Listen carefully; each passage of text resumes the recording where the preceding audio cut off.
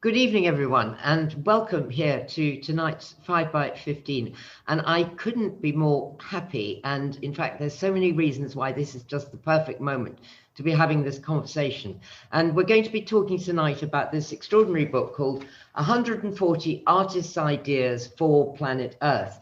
Now, this is a book that's been put together by the Serpentine, and it goes with their extraordinary exhibition, which is multi-layered. It's going to go on for a long time. It's movable, it's tangible, and they have involved in it, they have artists, they have filmmakers, they have poets, they have environmentalists, they have scientists, as well as thinkers and designers who are all involved to ask this big question, which is, what can art do about climate change? Now, it might sound a ridiculous question, but actually it's about the most important question that we could ask ourselves at the moment. Right now, the Environment Bill is going through Parliament, and I have to tell you, it's an incredibly unimaginative bill. It sort of concentrates endlessly on the problems and kind of laws that will help the problems. But in fact, we are the people who are going to address these problems, and we're going to address them because we take agency of our own lives and we imagine and we think about a different kind of future, which is ours to grab. And if you think of all the big social movements, whether it's feminism or gay rights, they all began from the streets, from the ground up. And in the end, they allowed people to change their minds, to see there was another way of doing it. So I couldn't be happier tonight to have our speakers. I have got Carolina Casaquedo from Colombia, who's got a wonderful piece which you're going to see that's in the exhibition. I've got Kostas Stasinopoulos, who is one of the curators. He's joining us from Athens, where it is 40 degrees, certainly not here where I am in London. Got Rob Hopkins, who's in Devon, who's joining us because he's the author of this fantastic book called From What Is to What If. And actually, at the end of the day, that's at the heart of so much of what we're going to be talking about. What if we did the following? But I want to start with Brian Eno, who is no stranger to 5 by 15 and is a visionary, inspirational. He's an artist, a producer, and a composer, and he makes amazing art. I looked at it and it's stunning. Brian has been involved in this exhibition right from the start. He was, in fact, a co-curator of it, I think. He's also trustee of Client Earth, as well as director of Earth Percent, and he actually invented or co-invented the extraordinary clock called the Long Now Foundation, which is an organization that says we've got to get out of the immediate moment. So Brian, thank you first of all very much for joining us from Essex, and we love the background behind you, but can you tell me why we need art right now, and what is it that artists can bring to our dilemma? Thank you, Rosie. Thank you for that nice introduction. So humans really look for two kinds of information about the world. One of those kinds of information is, how does it work? How do things come into being? How can we control them? How can we use them? How can we benefit from them? So on and so on. All of that, it seems to me, is the province of science. That's what scientists do. They try to find out what this world consists of and how it works. But there's another job, which is we want to know how the world feels to us. We don't only want to know what it is, we want to know what it means to us. How does it feel to us? And I think that that is the job of art. How it feels is really another way of saying, what does it mean to humans? Mm-hmm. We have the objective information about how the world works. Water freezes at 0 degrees. Forces operate like this and that.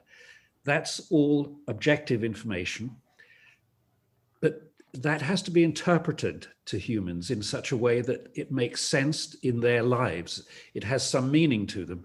And I think that's what the arts do more than anything else, actually.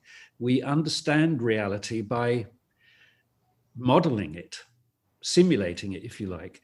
In novels, in films, in artworks, we create models of how the world could otherwise be. You could have somebody who lived in Islington who imagined being an astronaut.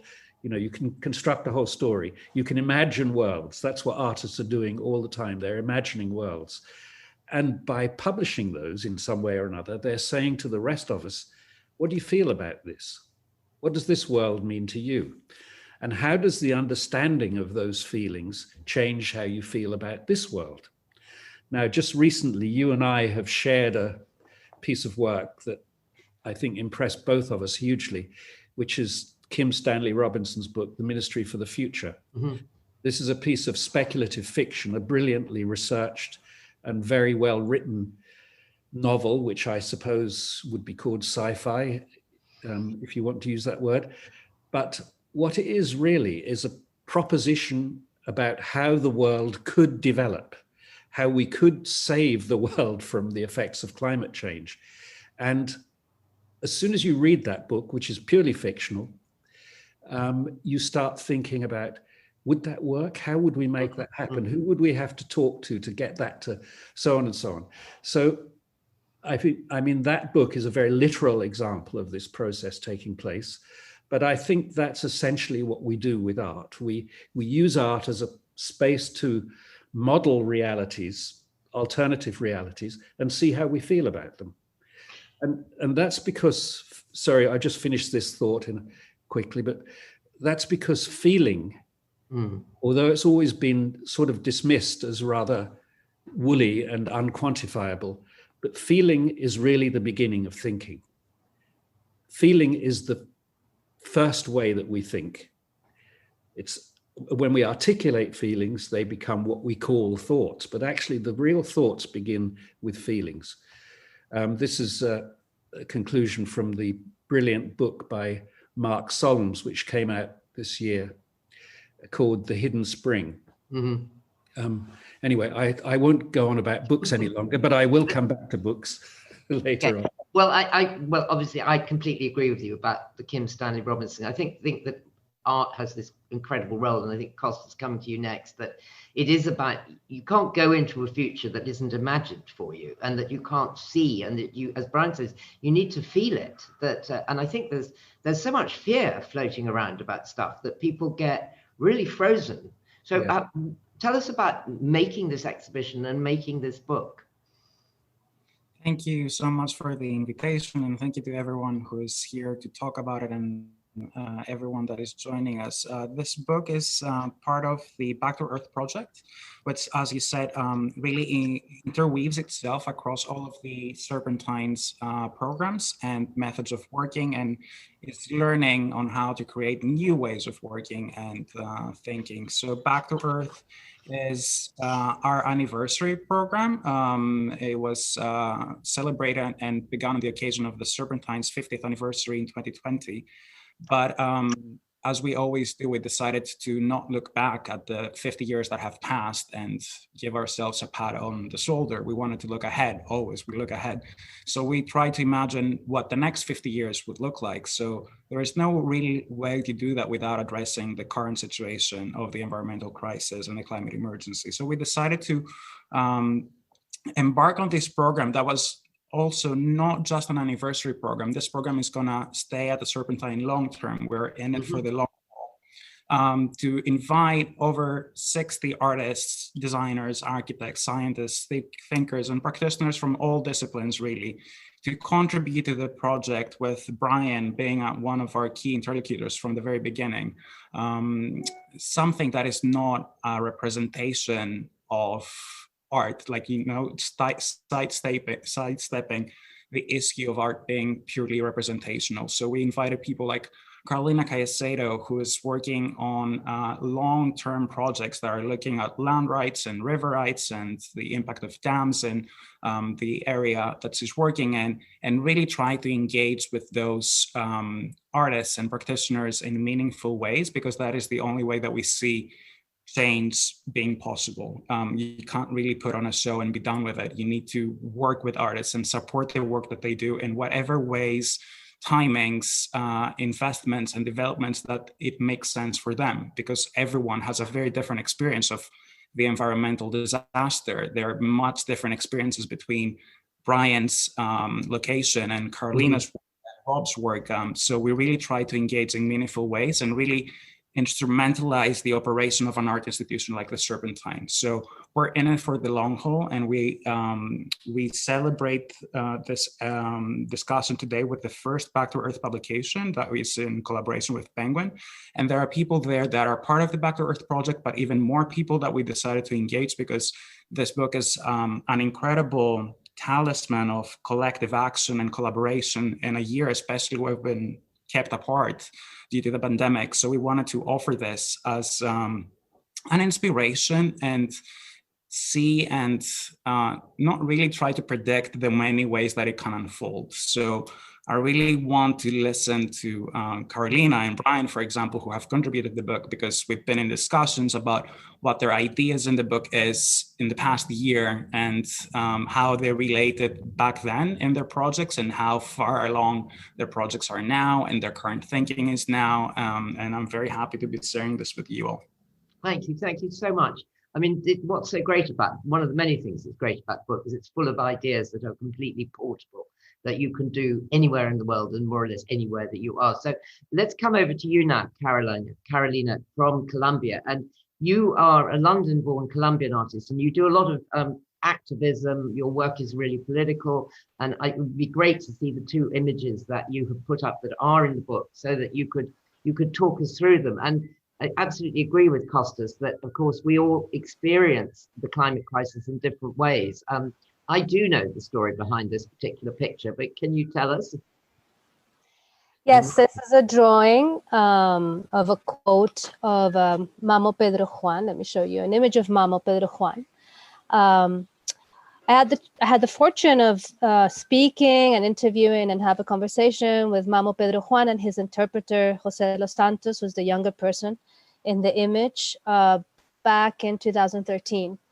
And I had just embarked in starting this research and this project that's called Be Damned, that looks at the implications and affectations that dams and other water infrastructures have over bodies of water and over social bodies.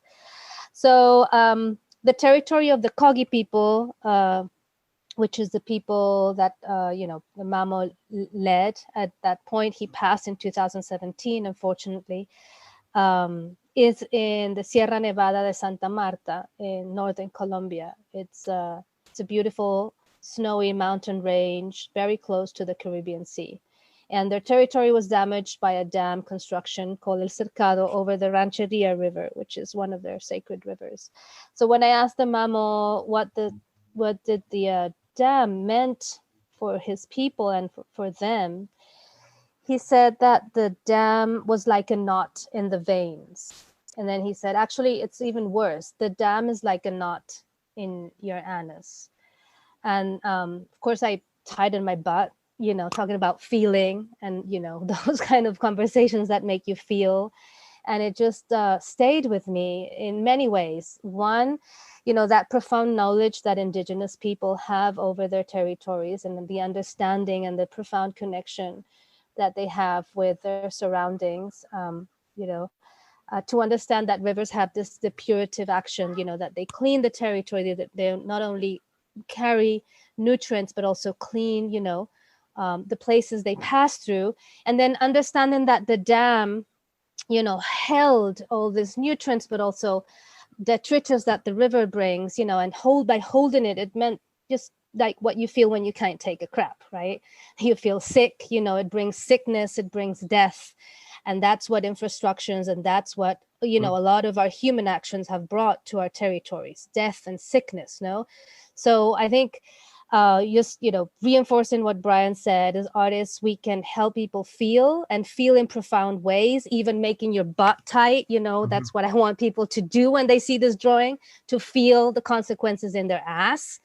And also to heal. We have the possibility of bringing healing and opening spaces for healing too, right? Because we need to heal in order to heal what is surrounding us too.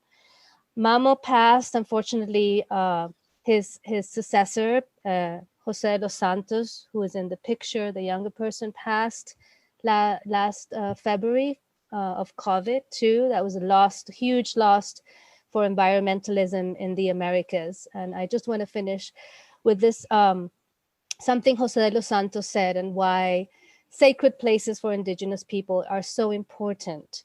It's because these are the places that, you know, and thinking about pandemic right now, and, you know, all this hospital terms, but intensive unit care units are those sacred places for nature. That's where nature recovers. That's where animals go to give birth. You know, that's where reproductive cycles happen. And those sacred places have, of course, a ritualistic importance for indigenous people, but also an environmental importance, right? Because that's not separated in indigenous worlds. And just to say, indigenous knowledge also helps us to envision other worlds, you know, not only one world, but other possible worlds like the Zapatistas have taught us to do. Thank you so much. That was amazing, and that's so sad that he died because of COVID. But it's very, very graphic, that sense of the blockage, and you can feel it both metaphorically and really about just about everything gets blocked like that. So Carolina also talked there about healing, and Rob Hopkins, who's joining us from Top Nest. So your book about transition towns was put you on the map as transition, but now you've written a book which I have just read, and I have to say I really love, From What Is to What If, and it's really about optimism and doing and healing. So thank you for being with us. And how do you see the imagination engaging, and why is the imagination so incredibly important? I think it's hi, thank you. Yeah, I think it's really important because Walida Imarisha, who's an amazing writer in the US, she says you cannot build what you cannot imagine. Martin Luther King said any movement, any culture will fail if it cannot paint a picture of the world, of a world that people will want to go to. And it's something that we fail at so spectacularly, I think, often. We focus on the problem, we focus on what's wrong, we focus on what's broken. And I think we're living in a culture that is creating the worst possible conditions for the collective imagination, almost a sort of perfect storm of factors that are ruinous to our creating a really active imagination. Mariame Cabo, who's an incredible prison abolitionist writer in the US, she said that we live in a system that's locked into a false sense of inevitability, which just kind of captures it for me. You know, where are the people in the Department of Justice actively making the space to have the conversations about what society would look like if we completely reimagined that? Where are the people in the Ministry of Defense actively having the conversations about a peaceful world and how we might actually get there? So for me, you know, I often, when I give talks, talk about the moon. You know, when we went to the moon, it wasn't JFK's idea. It wasn't Neil Armstrong's idea. We'd gone to the moon in stories and fables and songs. Ever since we realized it was a kind of an object we could actually travel to, we wrote stories about making really long ladders or getting there on the backs of birds or balloons, or Jules Verne wrote his first book where astronauts were fired there in a cannon, which I don't think he'd quite thought through how they were going to get home again, you know, and then so on, to the point where actually Tintin went to the moon, Frank Sinatra sang us to the moon. Yeah. By the time we got there, the longing was so important. And I guess for me, that word longing is a word I come back to again and again in the work that I do. We won't create a zero carbon future in the tiny time frame that we have unless we can cultivate longing. And cultivating longing is not the work of facts and figures and reports. It's the work of imagination. It's the work of storytelling. I loved reading recently that the Swedish government recently appointed someone called Per Gronqvist to the role of chief storyteller. And his job description is to bring to life the day-to-day realities of living in a post-carbon world. And I think we need that in all our organizations. Education should mean that we all leave school being able to be that. And you know, one of the things we're exploring this evening is what's the role of the art? Well, it's kind of clear to me because artists can do that stuff so much better than the rest of us can. They can bring alive a world. And just one little example of something that was developed in the transition movement with transition activists and with artists is something that we do called Transition Town Anywhere, which is an exercise where you need a big space between 100 and 400 people. You imagine that you're closing your eyes and you're stepping into 2030, not a paradise, not a utopia, but a 2030 that's the result of us having spent the time between now and then doing everything that could possibly have been done. And then you go there in your imagination, then you build, but you build it literally with cardboard and bamboo and string and sticky tape, and then you trade in it and you live in it and you inhabit it. And to be with 300 adults lost in a play world of their imagining is so important, because Rilke once said something like, the future must enter into you a long time before it happens. And art can enable that to happen better than anything else that I know, I think. That's brilliant, Rob. That's really great. I love it. You're quite right about it needing to enter you now in that sense, and before you can make it happen. So Brian, you and I were talking about Paul Hawken, and what I find that the great disconnect that art needs to heal is the fact that we know there are thousands and thousands of people who want life to change, who don't like the way they live, and yet there's this gulf. So how do we get into that gulf and give people the kind of energy that, you know, the people who do transition towns do? We just need to multiply it by 1 million. Yes. So the really important take home from the Paul Hawken book for me, I should just quickly summarize that book. It's a book called Blessed Unrest. It was written, I think, in 2005. And at that time, almost as a tangent from the book, Paul decided to make a list of all the environmental organizations in the United States at that time. So this is 16 years ago. He gave up after he reached about 200,000. There were so many environmental organizations that he just couldn't keep up with it. Now, I assume that this will have multiplied by at least 4 or 5 times as much since then. So we have this amazing spectacle now of literally billions of people being involved in the environmental movement in some way or another. And this must be the biggest movement in human history. There's never been anything like it. And yet we still all feel that we are the little Davids fighting the huge Goliaths. We still feel that all the power is with the governments who aren't doing anything, or the corporations who are doing far too much. And we're the sort of resistance. But I think if we look around, we'll realize that we're the huge majority in this particular contest.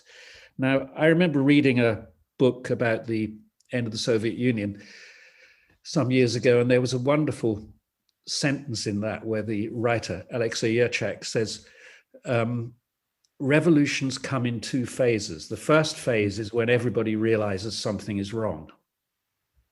The second and crucial phase is when everybody realizes that everybody else knows it as well. And that's really the important moment, I think. And this is what I think we're getting towards. I call that moment in my mind, I call it coalescence.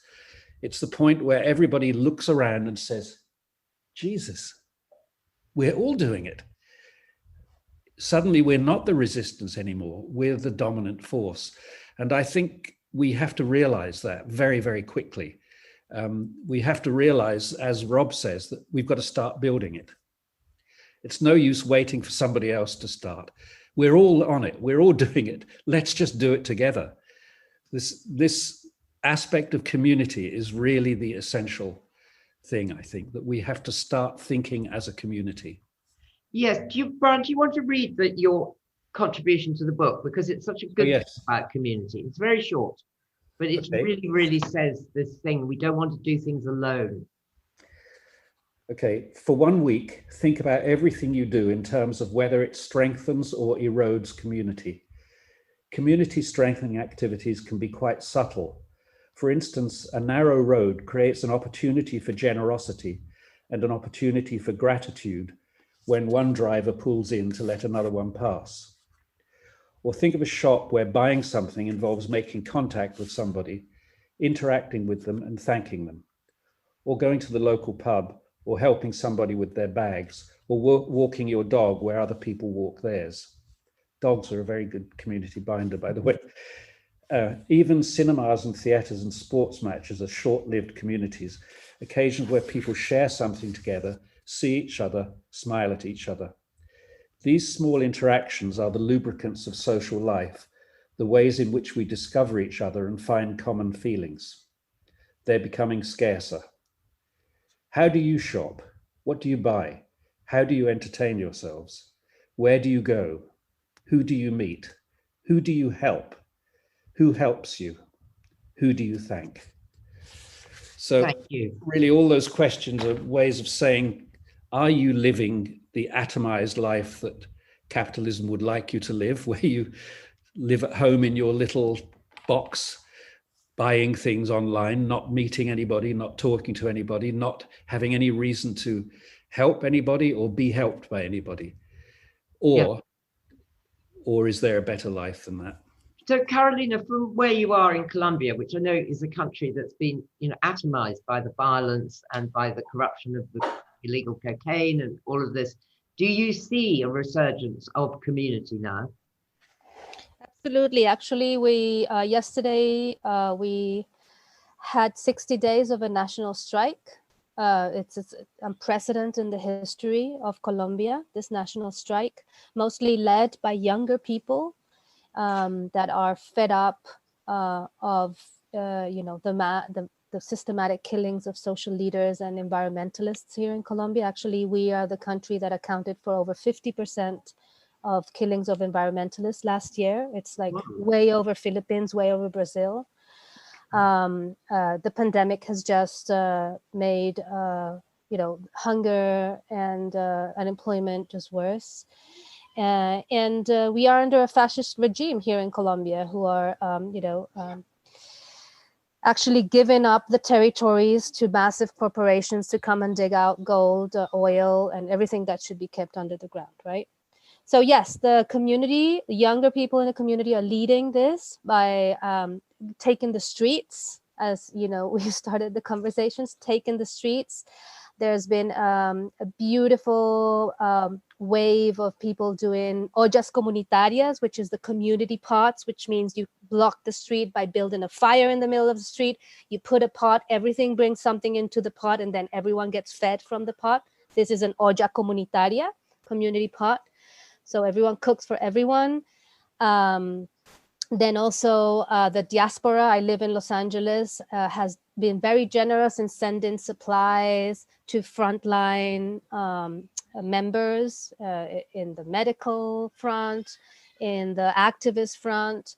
So yeah, I've seen something that I've never seen in my life.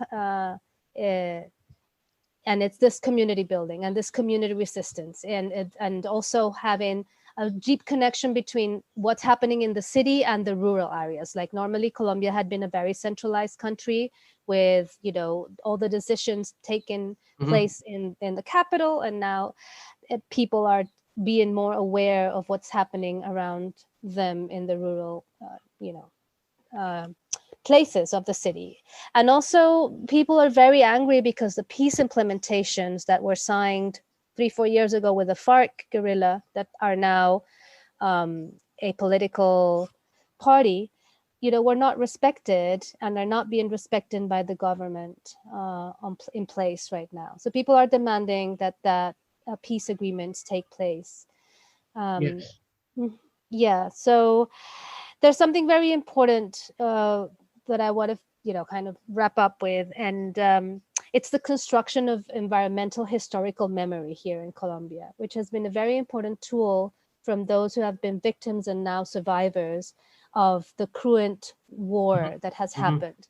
And people who suggest that we construct not only historical memory to remember what has happened, so in the future we don't repeat, also has put a prism of environmentalism in the construction of historical memory, arguing that nature here in Colombia has not only been a scenario of the war, but also a booty of the war, right? And has been a victim of the war. And as any victim, it needs reparation. So environmental historical memory has become a very important political tool for survivors to demand accountability of those who have perpetrated violence against nature, be it the government itself, any armed group, paramilitary or guerrilla, left wing or right wing, and also international and national corporations that have perpetrated that violence. Yes, I think that's really interesting, and the lawyer Philippe Sands is now working on a law around ecocide, because someone on an international level has to stand up for the environment, in particular the oceans, the middle of them, who have no one who bats on their side.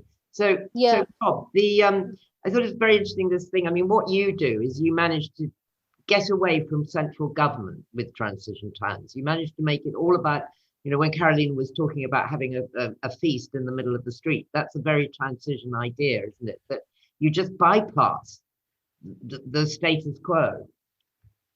Yeah, I mean, it's certainly, I would never say that the idea that we do everything at the community scale is all that we need. Clearly, we need the kind of international binding stuff that we may hopefully see happening at COP26.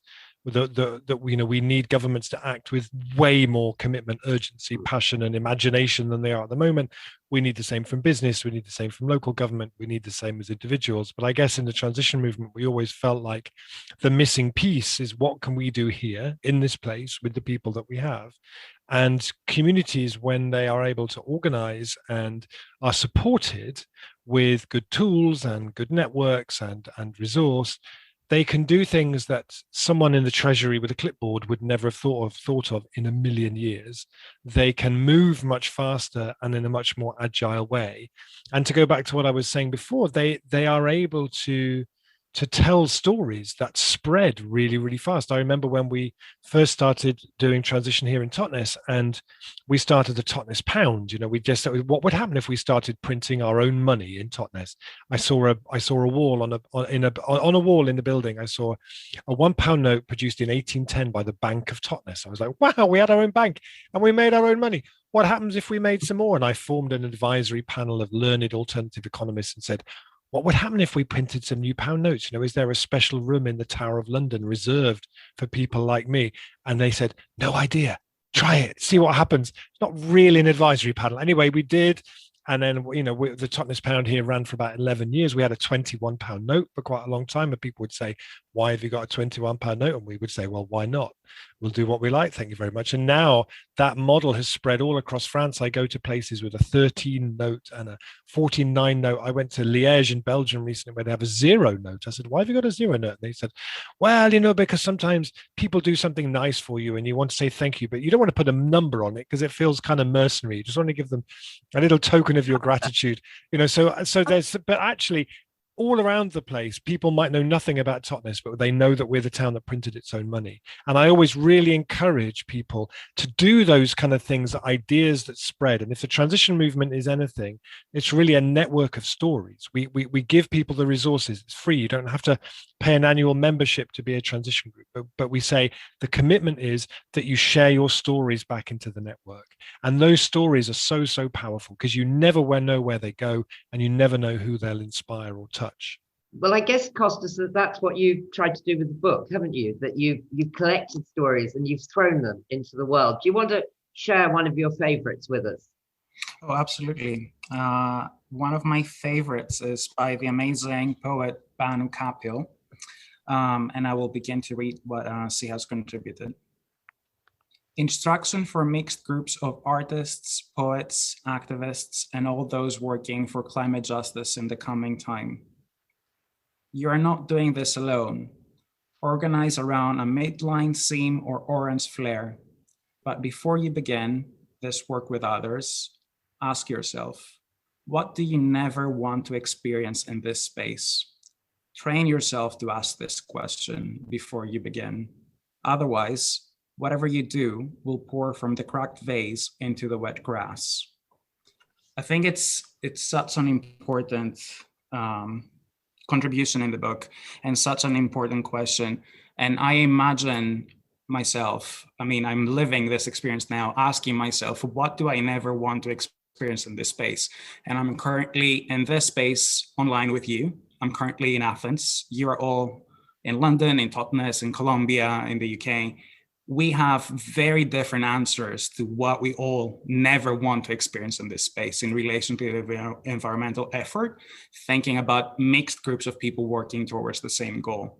So I'm imagining all of you asking yourselves that question, and that is an important motion to make in the environmental effort. Just that awareness, just raising that point is really what we think is really crucial in this book and in the Back to Earth project as a whole. And then of course, in the work of all the people that are involved in it. I'm sure that Carlina and Brian and Rob all themselves ask that question in whatever work that they do. And it is that awareness that really, and that sensibility that really brings everyone together. And that's how we also try to communicate our work to our audiences via the Back to Earth program. It's really about creating and actually mirroring the complexity and the messy ground of the environmental problem itself. It's never shared. It's always shared in the effort, but it's so different, from the mycelium detail to the large forests to questions of land and borders and nations. So those kind of complexities and that kind of messiness of the actual issue at hand is how we want to relate. And we always ask ourselves, in the hope that everyone joins us in this question, what do you never want to experience in this space? Thank you. And Brian, I'm going to come to you just to say that please put your questions in and we will come to them in about 10 or 15 minutes. They're already beginning to come in, but just add them in. Brian, how do we cope with being in the here and now, in the sense that our imagination has been hijacked to such an extent by the internet that you don't have to daydream, you don't have to spend time just dreaming up things, having imaginary friends as a kid. And yet we know if you don't have imagination, you end up in a 1984 Handmaid's Tale kind of world where you become semi-robotic. So how do we become imaginative within this current world? Because, you know, on one level, it's easy to say we'd all like to go backwards, but we can't go backwards. We've got this, and we're on Zoom at the moment, and there's certainly some good things to be said. But how do we bring the imagination back in? I think there are lots of ways of doing that, but I would like to stress some of the community-based ways of doing that, since that's both what we're all talking about, really. If you think about the work that each of us does, that we're all in some sense dependent on the idea of inspiring a community or making a community that inspires us. One very simple thing that I'm missing at the moment because of COVID is that for 20 years in my studio, I've had people meet every Tuesday evening to sing a cappella. Now that sounds like an incredibly normal thing, I suppose. And I don't make any claims that we're the greatest a cappella group on earth at all. But what it does do, it shows you the power of a group of ordinary people getting together to make something together. And it doesn't really matter in the end what we sound like. We like it.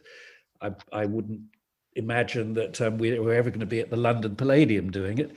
But what does matter is that a bond has formed between us and between all the people who've belonged to this group over the years that is as strong as any bond I've ever felt with anybody, really.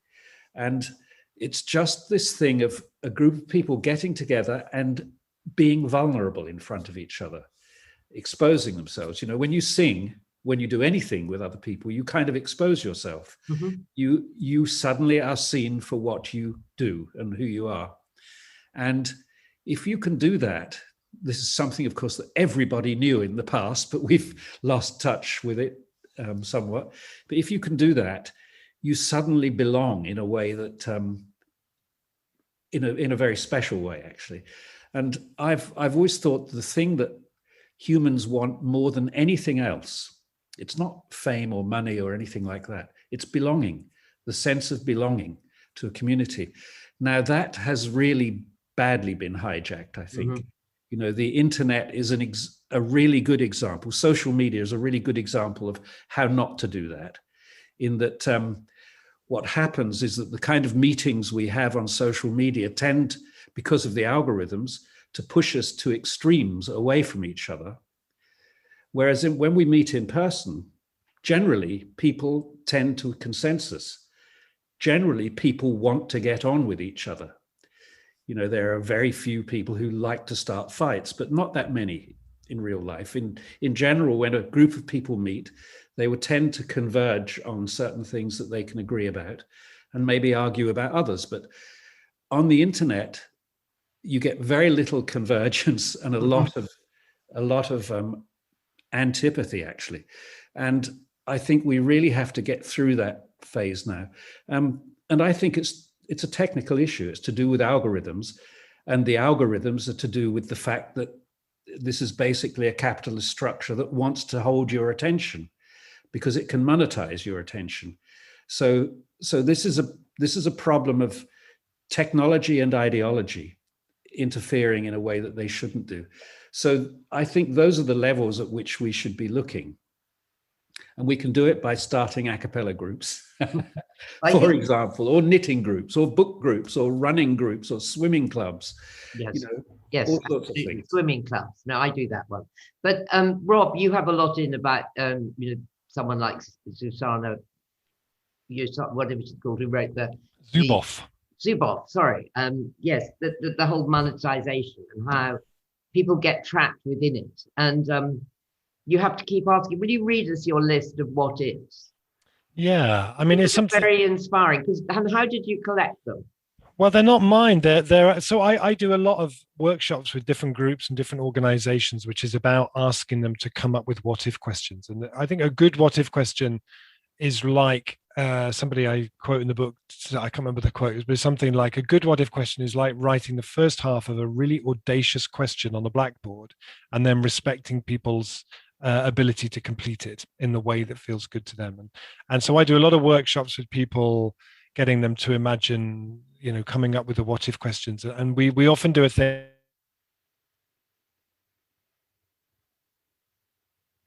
where before, and then I ask them to think, okay, what were the what if questions? Bit of trouble with the internet. People are, am I back again? Yes, you're back. Am I back? Yeah. So then I asked them to imagine what were the what if questions that were. Oh, we're losing you a bit. Asked back in 2020. Oh, okay. Hello. Am I back? Yes. Am I back? Okay. I'm back. So these what if questions aren't mine. These are actually from the London National Park City project, which is an amazing thing started by Daniel Raven Ellison. And this was they asked on Twitter people to send in their what if questions. So this is the list. So what if you could swim safely in all of London's canals? What if all residential streets were play streets? What if every street had public art? This is my favorite one. What if birdsong drowned out traffic noise? What if there were more trees than people? What if a squirrel could get from one side of London to the other without touching the ground by jumping from tree to tree? What if we had a vertical climbable commons? What if majestic red kites filled London's skies again? What if you could see the Milky Way from every garden? What if we rewilded all of London's golf courses? What if every park in London were connected to all of its neighbouring parks by at least one green, quiet way suitable for walking, cycling and gardening too? And just one thing I would add about what if questions is the thing that I always say to groups when we start doing that, which is something I learned from studying improv, which I'm sure many people here will have done, is that I always teach them that difference between yes and yes but. Because in our daily lives, every time we bring a what if question, we get met with a yes but. Yeah, but it's too late, it's too expensive, it's too complicated. When you meet it with a yes and you build on it, then things get really, really interesting. And we desperately need in our movements, in our organizations, but in our wider society to create a yes and culture rather than the kind of yes but culture that Brian was talking about that just shuts possibilities down. I think that's really interesting. Carolina, when because I've come to Colombia quite a bit with the Hay Festival, I've always thought that Medellin was an example of a yes and a what if, that you said this was the city with the highest murder rate in the world, who eventually they got a mayor who did do a transformation. I know it might have faults, but it is still an extraordinary thing that was done there. Well, yes, though I have a lot of issues with that particular mayor, so I prefer not to talk about that. But I prefer to look to inspiration to what Indigenous and Afro communities have been doing here in Colombia, which is reclaiming their culture, finding spaces to build up the collective body, which is basically what we've all been talking about, through remembering their rituals. Right now, a very important one happened because it's the beginning of the Andean year, the summer solstice, 20 to 21st of June. So here in Cauca region where I am, the Sekbui, it's a ritual where everyone spends the night together waiting for the longest day to start, in ritual, munching on coca leaves, listening to the elders, and just letting, the environment, nature, Pachamama, Gaia, whatever name you want to give it, just penetrate you and feel and root yourself to a place, right? That belonging that we've mentioned. The Minga, which is the collective work, which is a Quechua word, and that kind of guides also a lot of the principles of the indigenous kind of social movement that's so strong and important here in Colombia. The Minga, one of their statements is mandar obedeciendo, to govern by obeying. Right? You can't govern if you don't obey the collective will, right? And it's so important for me to see their political structure, both of the Afros and the indigenous people here in the Afros.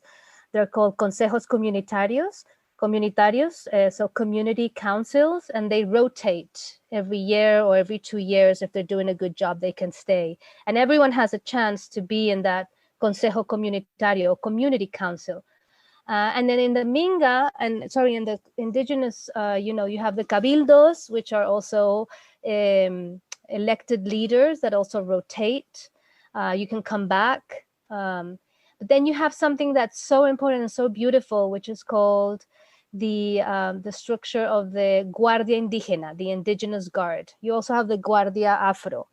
But in the Guardia Indígena, it's basically a front line, non-armed, right? Who, for example, during protest, during the strike right now, or during a particular community need, is there to tend the needs of the community.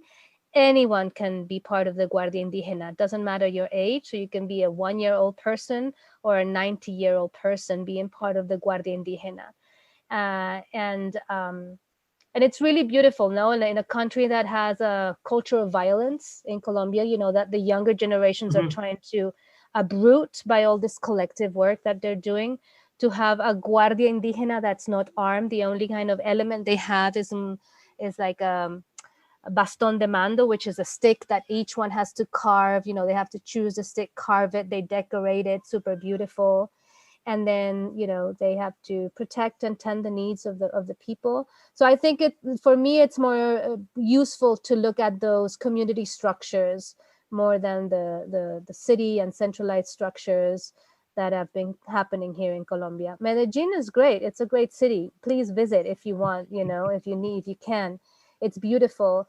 I think the success of that transformation was because there was political will, for sure, but also a strong community-led will that still is in place in Medellin. No, thank you, and that's very interesting what you said about Medellin. I've always thought though that they did do something fairly astonishing, and you did need that. So Brian, I mean, given where we are at the moment, which is that this government is saying they're going to pass an environment bill by the time of COP26 in November, and it's grinding along, and it's lots and lots and lots of legislation. What would you want to see? What part of it does the government need to play in order to enable everyone to be part of transition towns, or everyone to just start changing their life and feeling that you have agency in your life? You're on mute. So sorry. I think I would start with education. Why are we still thinking that the most important thing we can teach children is the STEM subjects? And so important that we're prepared to ditch every other subject in order that we can teach science, technology, engineering, mathematics. I don't deny the importance of those things. I live, like we all do, in the benefits of all of those sciences and technologies. But as I said at the beginning, science is great at discovering, but art is how we digest things. Art is how we get to understand things and understand where they fit in our lives and in our feelings and in our beliefs. And I think that we've now got this very utilitarian approach to education, which says, as long as you can operate a computer and know how to operate a calculator and use the internet, you'll be fine. You'll be equipped for anything that the future can throw at you. But actually, what becomes very clear is what we need more than anything else now is imagination. We're going into a future that's very difficult to predict, probably more difficult than any future has ever been to predict. And what's going to be needed is the ability to improvise. Mm-hmm. And improvisation is imagination in action. Improvisation is where you try something, see how it works, modify your behavior accordingly.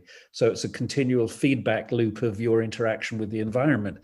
And we're exactly as we reach this moment in history, we're saying to kids, but don't bother about any of that. That's just the kind of gravy.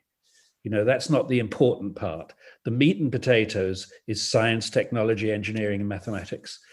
Then if you've got all that done, you can have a bit of art in the evenings or this kind of attitude to all of that other stuff, which humans are so brilliant at and so engaged in. That's all sort of superfluous and not very important. This really has to change. So I think, I know it's rather a deep level at which to start, but we have to start with education and with rethinking education. My great hope for COVID was that having a whole generation of children who'd missed a year of school might turn out to be a huge benefit because they might have started learning in different ways. We'll see whether that prediction comes true. You put that rather into a kind of past tense as though it wasn't going to happen. Yeah, well, yes, that we'll see. So, Rob, you have a lot of people are sending in questions about what we should do about education. You have some great examples in your book of places where people are teaching children to just completely, learn in a different way. Do you want to tell us about some of them? Yeah, there's lots of examples in there, whether it's people who've developed really good programs to take imagination into the existing education system, people creating kind of imagination departments within existing schools that are designed from the outset based on the ideas of imagination.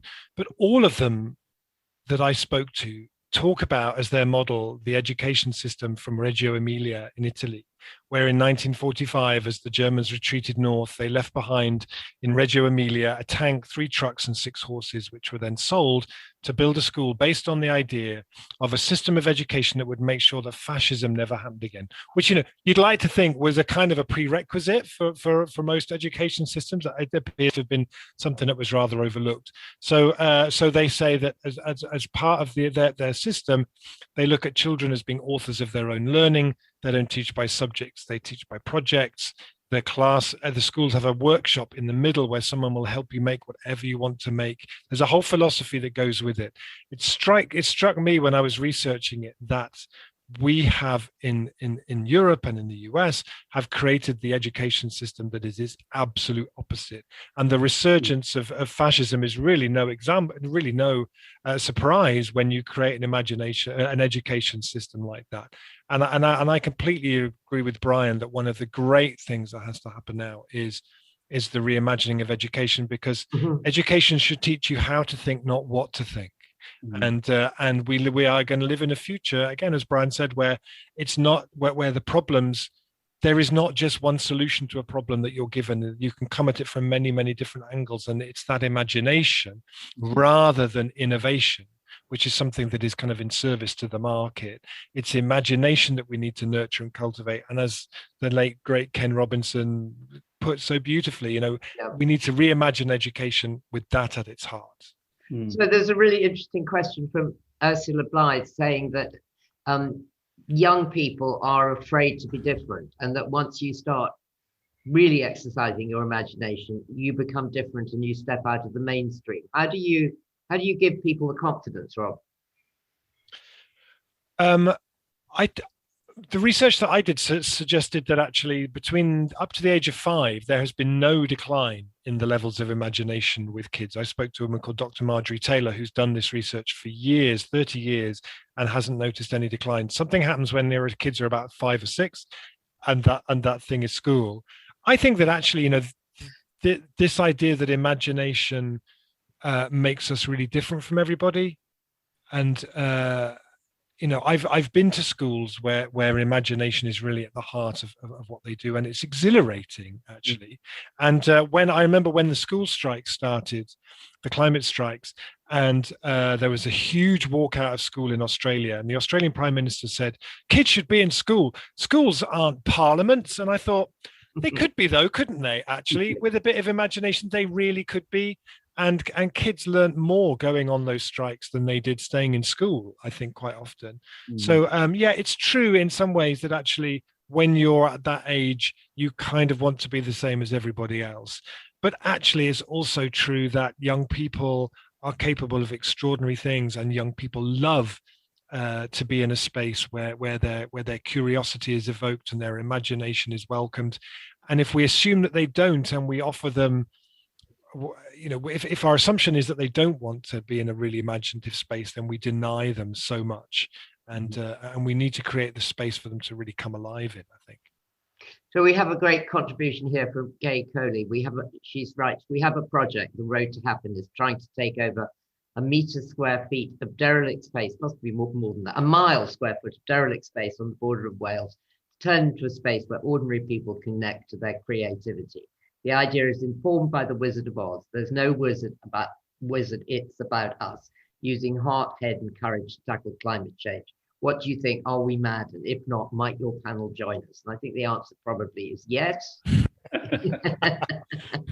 And we are also being asked about why we think the government's more important to stop art and music, when we all know we did trigonometry is not something we ever think of. Well, I agree with that, and I think we've to some degree answered that one.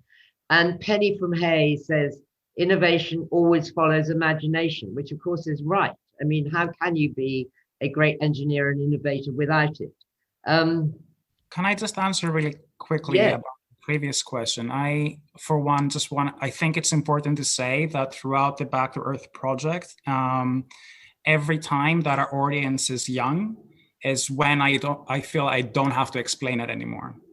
Every single time, I know that they already get it. And that is completely an invigorating feeling and lesson that I take forward in the work that we do with the team.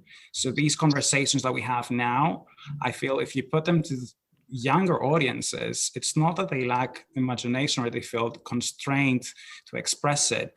It's us that need to find a way to engage with them, because most of the time they really understand it, and it's us that needs to learn from that. And it actually creates a quantum capsule of time about how we work across different generations. So there's one last thing that I wanted to read from the book. It's Black Quantum Futurism, who have a question that says, what items would you put in a quantum time capsule that could be opened by people in the past? And for me, if I could put something now, it would be both the things that are working, but both of the things that are not working. And for me, what is not working is a way to really connect with those audiences that are much younger than us, that are already versed in these things much more than we are because of the efforts that they're striving for. And it just constructs this productive interconnection across generations of the same time, of the past and of the future. Thank you so much, Costas. Yes, so I'm really sorry, we're just kind of running out of time, but I'd just love to ask you all, what would be your action that you'd take away from this? Carolina, what do you want to see people do? Well, I want to bring up a term coined by Arturo Escobar, who's a Colombian sociologist, and he talks about sentipensar, to think by feeling, right? So that would be something that I'm kind of, striving to do myself, and I invite everyone here to try and sentipensar, to think by feeling. Thank you. That's wonderful. And Rob, what's your? takeaway you can do it? I would say that we are only able to be as imaginative when it comes to thinking about a low carbon, more just, more equal, more fair future, depending on the contents of the cupboards of our memory. So when we are being imaginative, we are basically going to our memory cupboards and rummaging through, finding things and assembling them in new ways. That's the imagination piece. So we can only be as vibrant and as imaginative thinking about that future if we have filled those cupboards with stories of what's happening around the world, stories of resistance like Carolina was talking about, stories that you find in the transition movement and other movements. So fill your cupboards, Positive News Magazine, or the transition movement. There are so many places where there are those stories. Pack your cupboards full of them because you're going to need them. And Costas, what would you say? I would, I always want to connect more. And I think that connecting more with people with different backgrounds, geographies, experiences of the same situation, then joining the same fight is the most important thing that you can do.